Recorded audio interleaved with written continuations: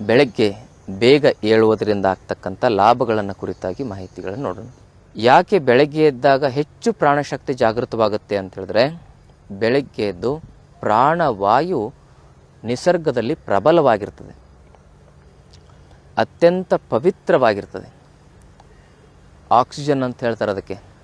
ಬೆಳಗ್ಗೆ ವಾತಾವರಣದಲ್ಲಿ ಆಕ್ಸಿಜನ್ ಪ್ರಮಾಣ ಜಾಸ್ತಿ ಇರೋದರಿಂದ ಬೆಳಗ್ಗೆ ಬೇಗ ಏಳೋದ್ರಿಂದ ನಮ್ಮಲ್ಲಿ ಪ್ರಾಣಶಕ್ತಿ ಜಾಗೃತವಾಗುತ್ತೆ. ಅದಕ್ಕೆ ಪ್ರಾಣಲಿಂಗ, ಕೂಡಲ ಸಂಗಮ ದೇವ ಅಂತ ಕರೀತಾರೆ.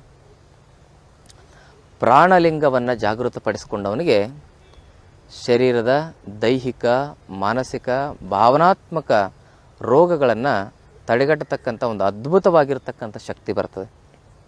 ಅದಕ್ಕೆ mentally, physically, spiritually, emotionally, socially ನಾವು ಆರೋಗ್ಯವಾಗಿ ಬದುಕಬೇಕು ಅಂದರೆ, ದೈಹಿಕವಾಗಿ, ಭಾವನಾತ್ಮಕವಾಗಿ, ಸಾಮಾಜಿಕವಾಗಿ, ಆಧ್ಯಾತ್ಮಿಕವಾಗಿ ಆರೋಗ್ಯಪೂರ್ಣವಾಗಿ ನಾವು ಬದುಕಬೇಕಂದ್ರೆ ಪ್ರಾಣ ಗಟ್ಟಿ ಇರಬೇಕು. ಆ ಪ್ರಾಣ ಗಟ್ಟಿ ಇರಬೇಕಂದ್ರೆ ಬೆಳಗ್ಗೆ ಬೇಗ ಏಳಬೇಕು. ಮತ್ತು ಬೆಳಗ್ಗೆ ಬೇಗ ಎದ್ದು ಒಳ್ಳೆಯ ಸಂಕಲ್ಪವನ್ನು ಮಾಡಿದರೆ ಅದು ನಮ್ಮಲ್ಲಿ ಸಿದ್ಧಿಯಾಗುತ್ತೆ. ಹೇಗೆ ಸಾಧ್ಯ? ಮನುಷ್ಯ ನಿಸರ್ಗದ ಕೂಸು, ನಿಸರ್ಗದ ಒಂದು ಅಂಶ. ಪಂಚಮಹಾಭೂತಗಳಿಂದ ಪ್ರಕೃತಿ ಹೇಗೆ ರಚನೆಯಾಗಿದೋ ಅದೇ ಪಂಚಮಹಾಭೂತಗಳಿಂದ ಈ ಪಿಂಡ ರಚನೆಯಾಗಿದೆ. ಅದಕ್ಕೆ ಯತ್ ಪಿಂಡಾಂಡೆ ತತ್ ಬ್ರಹ್ಮಾಂಡೆ, ಯತ್ ಬ್ರಹ್ಮಾಂಡೆ ತತ್ ಪಿಂಡಾಂಡೆ ಅಂತ ಹೇಳ್ತಾರೆ. ಹೇಗೆ ದೇಹದಲ್ಲಿ ಯಾವ ಪಂಚಮಹಾಭೂತಗಳಿದ್ದಾವೆ ಅದೇ ಬ್ರಹ್ಮಾಂಡದಲ್ಲಿದೆ, ಬ್ರಹ್ಮಾಂಡದಲ್ಲಿರೋದೆಲ್ಲ ಪಿಂಡಾಂಡದಲ್ಲಿದೆ. ಪಿಂಡಾಂಡ ಬ್ರಹ್ಮಾಂಡ, ಬ್ರಹ್ಮಾಂಡವೇ ಪಿಂಡಾಂಡದ ಅಂಶಗಳನ್ನು ಹೊಂದಿರತಕ್ಕಂಥದ್ದು. ಹೀಗೆ ಬ್ರಹ್ಮಾಂಡಗತವಾಗಿರ್ತಕ್ಕಂಥ ಯೂನಿವರ್ಸಲ್ ಎನರ್ಜಿ ಅಂತ ಹೊಂದಿರ್ತದೆ. ಅದಕ್ಕೆ ವಿಶ್ವಶಕ್ತಿ, ಕಾಸ್ಮಿಕ್ ಎನರ್ಜಿ ಅಂತ ಎಲ್ಲ ಹೇಳ್ತಾರೆ. ಅದು ಇನ್ಫಿನಿಟ್ ಎನರ್ಜಿ. ಅದು that is nothing positive, that is nothing negative, that is infinite energy. ಅದಕ್ಕೆ ದೇವರು ಅಂತ ಹೇಳ್ತಾರೆ. The theosophical argument, the cosmological argument, the ontological ಆರ್ಗ್ಯುಮೆಂಟ್ಗಳ ಮೂಲಕ ಆ ಒಂದು ದೈವಶಕ್ತಿ ಹೇಗಿರುತ್ತೆ ಅಂತಕ್ಕಂಥದ್ದು ನಮಗೆ ಅರಿವಿಗೆ ಬರ್ತದೆ. ಅದು ಇನ್ಫಿನಿಟ್ ಎನರ್ಜಿ, ಅದು ಶಕ್ತಿ ಮಾತ್ರ. ಅದನ್ನು ಸರಿಯಾಗಿ ಬಳಸ್ಕೊಂಡ್ರೆ ಸರಿಯಾಗಿ ಉಪಯೋಗ ಆಗ್ತದೆ, ಕೆಟ್ಟದಾಗಿ ಬಳಸ್ಕೊಂಡ್ರೆ ಕೆಟ್ಟದಾಗಿ ಉಪಯೋಗ ಆಗ್ತದೆ. ಶಕ್ತಿ ಬೀಳ್ತಾನೆ ಇರ್ತದೆ. ಅದನ್ನು ದುರ್ವ್ಯವಹಾರಗಳಿಗೆ ಬಳಸ್ಕೊಳ್ಳೋದು, ಸದ್ವಿವೇಚನೆಗಳಿಗೆ, ಸದ್ವ್ಯವಸ್ಥೆಗೆ ಬಳಸ್ಕೊಳ್ಳೋದು ನಮ್ಮ ಕೈಲಿದೆ. ಹಾಗೆ ಬೆಳಗ್ಗೆ ಎದ್ದಾಗ ನೀವು ಸಾತ್ವಿಕವಾಗಿ ಏನಾದರೂ ಸಂಕಲ್ಪ ಮಾಡಿದರೆ, ನನಗಿದಾಗಬೇಕು, ನನಗಿದು ಬೇಕು, ನಾನು ಹಿಂಗೆ ಆಗಬೇಕು, ನನಗಿದು ಒಳ್ಳೆಯದಾಗಬೇಕು, ನನ್ನಿಂದ ಸಮಾಜಕ್ಕಿಂತ ಒಳ್ಳೆಯ ಕೆಲಸ ಆಗಬೇಕು ಅಂತ ಸಂಕಲ್ಪ ಮಾಡಿಕೊಂಡ್ರೆ ಲಾ ಆಫ್ ಅಟ್ರ್ಯಾಕ್ಷನ್, ಯೂನಿವರ್ಸಲ್ ಎನರ್ಜಿಗೆ ಅದು ರೀಚ್ ಆಗುತ್ತೆ. ಅದಕ್ಕೆ ಲಾ ಆಫ್ ಅಟ್ರ್ಯಾಕ್ಷನ್ ಅಂತ ಕರೀತಾರೆ. ಯಾವಾಗ ನಮ್ಮ ಮಾತು ಯೂನಿವರ್ಸಲ್ ಎನರ್ಜಿಗೆ ರೀಚ್ ಆಗುತ್ತೆ ಆವಾಗ ಆ ಯೂನಿವರ್ಸಲ್ ಎನರ್ಜಿ ನಮಗೆ ಸಪೋರ್ಟ್ ಮಾಡುತ್ತೆ. ಯಾಕೆ ರೀಚ್ ಆಗುತ್ತೆ ಅಂತ ಹೇಳಿದ್ರೆ, ಬೆಳಗ್ಗೆ ಯೂನಿವರ್ಸಲ್ ಟ್ರಾಫಿಕ್ ಇರೋದಿಲ್ಲ. ಜನಗಳೆಲ್ಲ ಎದ್ದ ಮೇಲೆ ಈಗ ಟ್ರಾಫಿಕ್ಕಲ್ಲಿ ಗಾಡಿ ಓಡಿಸ್ಕೊಂಡು ಹೋಗ್ಬೇಕಾದ್ರೆ ಎಷ್ಟು ಲೇಟ್ ಆಗುತ್ತೆ. ಒಂದು ಸರಿ ರೀಚ್ ಆಗೋದಿಲ್ಲ, ಸಮಯಕ್ಕೆ ಸರಿಯಾಗಿ ರೀಚ್ ಆಗಲಿಕ್ಕೆ ಆಗೋದಿಲ್ಲ. ಅದೇ ರೀತಿ ನಮ್ಮ ಸಂಕಲ್ಪಗಳು ಕೂಡ ಸಮಯಕ್ಕೆ ಸರಿಯಾಗಿ ಈಡೇರದೇ ಇರಲಿಕ್ಕೆ ಈ ಟ್ರಾಫಿಕ್ಗೆ ಕಾರಣ ಆಗ್ತದೆ. ಅದಕ್ಕೆ ಬೆಳಗ್ಗೆ ಎದ್ದು ನೀವು ಸಂಕಲ್ಪವನ್ನು ಮಾಡಿದರೆ, ಯಾರೂ ಎದ್ದಿರೋದಿಲ್ಲ, ಆವಾಗ ಥಾಟ್ಸ್ ಪ್ರೊಸೀಜರು ಯೂನಿವರ್ಸಲಲ್ಲಿ ತುಂಬ ಕಡಿಮೆ ಇರ್ತದೆ. ನೀವು ಅಂದುಕೊಂಡಿರ್ತಕ್ಕಂಥ ಮೆಸೇಜು ಯೂನಿವರ್ಸಲ್ ಎನರ್ಜಿ ಜೊತೆಗೆ ಶಿಂಕ್ ಆಗುತ್ತೆ, ಅಂದರೆ ವಿಲೀನವಾಗುತ್ತೆ. ಆವಾಗ ಏನಾಗುತ್ತೆ, ಅದ್ಭುತವಾಗಿರ್ತಕ್ಕಂಥ ಆ ವಿಶ್ವಶಕ್ತಿ ನಮಗೆ ಸಪೋರ್ಟಾಗಿ ಕೆಲಸ ಮಾಡುತ್ತೆ. ಆವಾಗ ನಮ್ಮ ಭಾವನೆಗಳು ಚೇಂಜ್ ಆಗ್ತವೆ, ನಮ್ಮ ಆಲೋಚನೆಗಳು ಚೇಂಜ್ ಆಗ್ತವೆ, ನಮ್ಮ ದೈಹಿಕವಾಗಿರ್ತಕ್ಕಂಥ ಆರೋಗ್ಯ ಬಲಿಷ್ಠವಾಗುತ್ತೆ. ಇದರಿಂದ ನಾವು ಯಾವುದೇ ಕಾರ್ಯವನ್ನಾಗಲಿ ದಕ್ಷತೆಯಿಂದ ಮಾಡಿ ಮುಗಿಸ್ಬೋದು. ಅಷ್ಟು ಅದ್ಭುತವಾಗಿರ್ತಕ್ಕಂಥ ಶಕ್ತಿಯನ್ನು ನಾವು ಬೆಳಗ್ಗೆ ಏಳೋದ್ರ ಮೂಲಕ ಪಡ್ಕೊಳ್ಬೋದು. ಆ ಯೂನಿವರ್ಸಲ್ ಎನರ್ಜಿ ಜೊತೆಗೆ ಶಿಂಕ್ ಆಗಬೇಕು, ನಾವು ವಿಲೀನವಾಗಬೇಕು, ಯೂನಿವರ್ಸಲ್ ಎನರ್ಜಿ ನಮಗೆ ಸಪೋರ್ಟಿಗೆ ಸಿಗಬೇಕು ಅಂತ ಹೇಳಿದ್ರೆ ನಾವು ಬೆಳಗ್ಗೆ ಬೇಗ ಹೇಳೋದನ್ನು ಕಲಿಬೇಕು.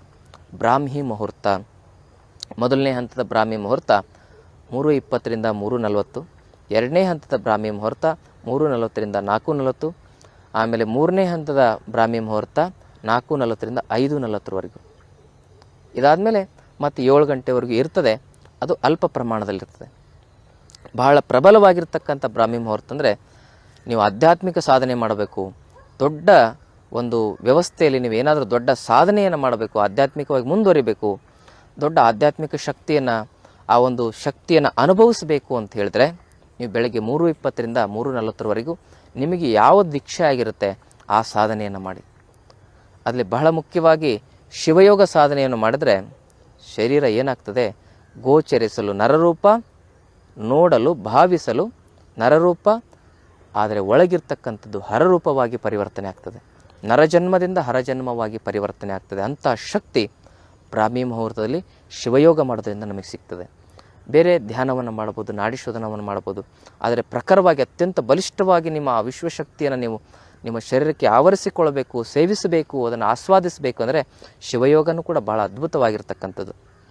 ಎಲ್ಲ ಯೋಗಗಳಿಗಿಂತ ಶಿವಯೋಗ ಅದ್ಭುತವಾಗಿ ನಮ್ಮ ಶರೀರದಲ್ಲಿ ಆ ಕಾಸ್ಮಿಕ್ ರೇಜಸ್ಗಳನ್ನು ಪ್ರಸಾರ ಮಾಡುತ್ತೆ. ಹಾಗೆ ಕೈಯಲ್ಲಿ ಲಿಂಗ ಹಿಡಿದಾಗ ಆ ಕಾಸ್ಮಿಕ್ ರೇಜಸ್ಗಳು, ಎನರ್ಜಿ ಕಿರಣಗಳು ಎಲ್ಲ ಈ ಬ್ಲಾಕ್ ಇಷ್ಟಲಿಂಗವನ್ನು ಅಬ್ಸರ್ವ್ಗೊಳಪಡ್ತದೆ. ಯಾಕಂದರೆ ಬ್ಲಾಕ್ ಅಲ್ವಾ, ಇದು ಆ ಒಂದು ಎನರ್ಜಿ ಕಣಗಳನ್ನು ಅಬ್ಸರ್ವ್ ಮಾಡಿ ಕಣ್ಣಿನಲ್ಲಿರ್ತಕ್ಕಂಥ ಈ ಆಪ್ಟಿಕ್ ನರ್ವ್ಗೆ ಅದು ಕಳಿಸುತ್ತೆ, ಅಲ್ಲಿಂದ ಮೆದುಳಿಗೆ ಹೋಗುತ್ತೆ. ಮೆದುಳಿನಲ್ಲಿರ್ತಕ್ಕಂಥ ಪೀನಿಲ್ ಗ್ರಂಥಿ ಕ್ರಿಯಾಶೀಲವಾಗಿ ಮೆಲಟೋನಿನ್ ಹಾರ್ಮೋನ್ ಸೆಕ್ರೇಷನ್ ಆಗಿ ಇಡೀ ಶರೀರದಲ್ಲಿ ಅಮೃತಮಯವಾಗಿರ್ತಕ್ಕಂಥ ಸಿಂಚನವಾಗುತ್ತೆ. ಕೊನೆಗೆ ಒಂದಿನ ಆ ಲಿಂಗದಲ್ಲೇ ಕೋಟಿ ಸೂರ್ಯನ ಪ್ರಭೆ ಕಾಣಿಸುತ್ತೆ. ಆವಾಗ ನಾವು ಜೀವನ್ಮುಕ್ತರಾಗ್ತೇವೆ. ಅದ್ಭುತವಾಗಿ ಬದುಕಿದಾಗಲೇ ಮುಕ್ತಿಯನ್ನು ಪಡೆಯೋದು. ಸತ್ ಮೇಲೆ ಮುಕ್ತಿ ಸಿಗುತ್ತಾ ಇಲ್ವಂತ ಯಾರಿಗೆ ಗೊತ್ತಿದೆ? ಯಾರು ಮುಕ್ತಿಗೆ ಹೋದವ್ರು ಫೋನು ಮಾಡಿಲ್ಲ, ಲೆಟ್ರು ಬರೆದಿಲ್ಲ, ಸುಮ್ಮನೆ ಅದನ್ನು ನಾವು ಕಾಲ್ಪನಿಕವಾಗಿ ತಿಳ್ಕೊಂಡಿದ್ದೀವಿ. ಆದರೆ ಮುಕ್ತಿ ಅಂತ ಹೇಳಿದ್ರೇನು, ಜೀವಂತ ಇರಬೇಕಾದ್ರೆ ವ್ಯಾಧಿಗಳಿಂದ, ದುಷ್ಟ ಶಕ್ತಿಗಳಿಂದ, ದುರ್ವಿಚಾರಗಳಿಂದ, ದುರಾಚಾರಗಳಿಂದ ಮುಕ್ತವಾಗಿ ಬದುಕುವುದೇ ಮುಕ್ತಿ. ಆಚಾರವೇ ಸ್ವರ್ಗ, ಅನಾಚಾರವೇ ನರಕ. ಸ್ವರ್ಗ ಇರಬೇಕು ನಿಮ್ಮ ಜೀವನದಲ್ಲಿ ಅಂದರೆ ಬೆಳಗ್ಗೆ ಬೇಗ ಏಳಬೇಕು. ಲೇಟಾಗಿದ್ದರೆ ಮಾನಸಿಕ ಶಕ್ತಿ ಕುಗ್ಗುತ್ತೆ. ಮಾನಸಿಕ ಶಕ್ತಿ ಕುಗ್ತು ಅಂತೇಳಿದ್ರೆ ಶರೀರದಲ್ಲಿ ಪ್ರತಿರಕ್ಷಕ ವ್ಯವಸ್ಥೆ, ವ್ಯಾಧಿ ಕ್ಷಮತ್ವ ಕುಗ್ಗುತ್ತೆ. ವ್ಯಾಧಿ ಕ್ಷಮತ್ವ ಕುಗ್ತು ಅಂದರೆ BP ಬರ್ತದೆ, ಶುಗರ್ ಬರ್ತದೆ, ಅರ್ಥರೈಟಿಸ್ ಬರ್ತದೆ, ಕೊಲೆಸ್ಟ್ರಾಲ್ ಜಾಸ್ತಿ ಆಗುತ್ತೆ, ಥೈರಾಯ್ಡ್ ಬರ್ತದೆ, 108 ಕಾಯಿಲೆಗಳೇನಿದಾವಲ್ಲ ಇವೆಲ್ಲ ಬರಲಿಕ್ಕೆ ಕಾರಣ ಶರೀರದ ವ್ಯಾಧಿ ಕ್ಷಮತ್ವದ ಕೊರತೆ, ಶರೀರದ ಜೀವಶಕ್ತಿಯ ಕೊರತೆ. ಪಂಚಪ್ರಾಣಗಳು, ಪಂಚ ಉಪಪ್ರಾಣಗಳು, ಸಪ್ತಧಾತುಗಳು, ಹಾಗೆ ಪಂಚಕೋಶಗಳು, ತ್ರಿದೋಷಗಳು ಇವೆಲ್ಲವೂ ಕೂಡ ಸಕಾರಾತ್ಮಕವಾಗಿರಬೇಕು, ಬ್ಯಾಲೆನ್ಸ್ ಆಗಿರಬೇಕಂದ್ರೆ ಬೆಳಗ್ಗೆ ಬೇಗ ಹೇಳೋದನ್ನು ರೂಢಿ ಮಾಡ್ಕೊಳ್ಳಿ. ಬೆಳಗ್ಗೆ ನೀವು ಬೇಗ ಎದ್ದರೆ ಇವೆಲ್ಲವೂ ಕೂಡ ಸಕಾರಾತ್ಮಕವಾಗಿ ಕೆಲಸ ಮಾಡ್ತವೆ, ಎನರ್ಜೆಟಿಕ್ ಆಗಿ ಕೆಲಸ ಮಾಡ್ತವೆ, ಸಾತ್ವಿಕವಾಗಿ ಕೆಲಸ ಮಾಡ್ತವೆ. ಇದರಿಂದ ನಿಮ್ಮ ದೈಹಿಕವಾಗಿರ್ತಕ್ಕಂಥ, ಮಾನಸಿಕವಾಗಿರ್ತಕ್ಕಂಥ, ಭಾವನಾತ್ಮಕವಾಗಿರ್ತಕ್ಕಂಥ ಕಾಯಿಲೆಗಳೆಲ್ಲವೂ ಕೂಡ ಕೆಲವು ದಿನಗಳಲ್ಲಿ ದೂರ ಆಗ್ತವೆ. ನಿಮಗೆ ಎಂಥದೇ ಕಾಯಿಲೆ ಇರಲಿ, ಬೆಳಗ್ಗೆ ಬೇಗ ಎದ್ದು ನೋಡಿ ಆ ಕಾಯಿಲೆ ನಿರ್ನಾಮವಾಗ್ತಾ ಹೋಗ್ತದೆ. ಅಷ್ಟು ಒಂದು ಅದ್ಭುತವಾಗಿರ್ತಕ್ಕಂಥ ಶಕ್ತಿ ಪ್ರಕೃತಿಯಲ್ಲಿ ಆವಾಗ ನಿಮಗೆ ಸಿಗ್ತಾ ಇರ್ತದೆ. ಅದರ ಜೊತೆಗೆ ಆದಮೇಲೆ ಬೆಳಗ್ಗೆ ಬೇಗ ಏಳೋದ್ರಿಂದ ಅಗೋಚರ ಶಕ್ತಿ ನಮ್ಮ ಶರೀರದಲ್ಲಿ ಪ್ರಸಾರವಾಗ್ತವೆ. ಗೋಚರಿಸುವ ಶಕ್ತಿಗಿಂತ ಅಗೋಚರಿಸುವ ಶಕ್ತಿ, ಅಗೋಚರವಾಗಿರ್ತಕ್ಕಂಥ ಶಕ್ತಿಗಳು ಅತ್ಯಂತ ಪ್ರಬಲವಾಗಿರ್ತವೆ. ಅಲ್ಲಮ ಪ್ರಭುಗಳನ್ನು ನೋಡಿ ನೀವು, ವ್ಯೋಮಕಾಯ ಸಿದ್ಧಿಯಾಗಿತ್ತು ಅವರಿಗೆ. ಅಂದರೆ ಅವರ ದೇಹದಲ್ಲಿ ಖಡ್ಗವನ್ನು ಆಡಿಸಿದರೂ ಕೂಡ ಗಾಳಿಯಲ್ಲಿ ಆಡಿಸ್ದಂಗೆ ಆಗ್ತಾಯಿತ್ತು. ಗೋರಕ್ಷನಾಥರು ಅಂತ ಇದ್ದಾರೆ, ಅವರಿಗೆ ವಜ್ರಕಾಯ ಸಿದ್ಧಿಯಾಗಿರ್ತದೆ. ಆವಾಗ ನೋಡು ನನ್ನ ಶರೀರ ಎಷ್ಟು ಗಟ್ಟಿಯಾಗಿದೆ ಅಂತ ಹೇಳ್ಬಿಟ್ಟು ಖಡ್ಗದಿಂದ ತಾವೇ ತಮ್ಮ ಶರೀರವನ್ನು, ಎಷ್ಟು ಗಟ್ಟಿಯಾಗಿರ್ತಕ್ಕಂಥ ಶರೀರವನ್ನು ಪ್ರದರ್ಶನ ಮಾಡ್ತಾರೆ. ಆವಾಗ ಅಲ್ಲಂ ಪ್ರಭುಗಳು ನೀವು ನನ್ನ ಮೇಲೆ ಪ್ರಯೋಗ ಮಾಡಿ ಈಗ ಕತ್ತಿಯನ್ನು ಅಂತ ಹೇಳಿ ಸುಮ್ಮನೆ ನಿಲ್ತಾರೆ. ಆವಾಗ ಗೋರಕ್ಷನಾಥರು ಅಲ್ಲಮ ಪ್ರಭುಗಳ ದೇಹದಲ್ಲಿ ಕತ್ತಿಯನ್ನು ಹೊಡೆದಾಗ ಗಾಳಿಯಲ್ಲಿ ತೇಲ್ದಂಗೆ ಆಗ್ತದೆ. ಈ ಕಡೆಯಿಂದ ಪಾರಾಗಿ ಈ ಕಡೆ ಬರ್ತದೆ, ಈ ಕಡೆಯಿಂದ ಪಾರಾಗಿ ಈ ಕಡೆ ಬರ್ತದೆ. ವ್ಯೋಮಕಾಯ ಸಿದ್ಧಿ. ಇದು ಯಾವುದರಿಂದ ಆಗ್ತದೆ? ಸುಪ್ರಭಾತ ಸಮಯದಲ್ಲಿ ಅರ್ತಿಯಲ್ಲಿ ಲಿಂಗವ ನೆನೆದರೆ ಅಂತಹ ಸಿದ್ಧಿಗಳಾಗ್ತವೆ. ಬೆಳಗ್ಗೆ ಎದ್ದು ಶಿವಯೋಗವನ್ನು ಮಾಡಿದರೆ ಅಪಮೃತ್ಯುಗಳು ತಪ್ತವೆ, ಕಾಲ ಕರ್ಮಗಳೆಲ್ಲ ಆಗಿರ್ತಕ್ಕಂಥ ದುರಂತಗಳು ತಪ್ತವೆ. ಸುಪ್ರಭಾತ ಸಮಯದಲ್ಲಿ ಅರ್ತಿಯಲ್ಲಿ ಲಿಂಗವ ನೆನೆದರೆ ತಪ್ಪುವುದು ಅಪಮೃತ್ಯು ಕಾಲಕರ್ಮಗಳೆಲ್ಲ, ಕಾಲದ ಕರ್ಮಗಳೆಲ್ಲ ಮಾಯ ಆಗ್ತವೆ.